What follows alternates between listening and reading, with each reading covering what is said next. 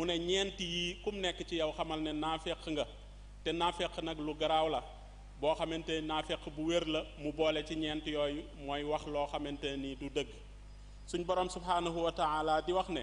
naafeq rek mooy sos naafeq rek mooy fen yàlla daf ne yawma yab'asuhum allahu jamian fa yaxlifuuna la kama yaxlifuuna lakum wa yaxsibuuna annahum ala cheyin ala innahum alkaasibuun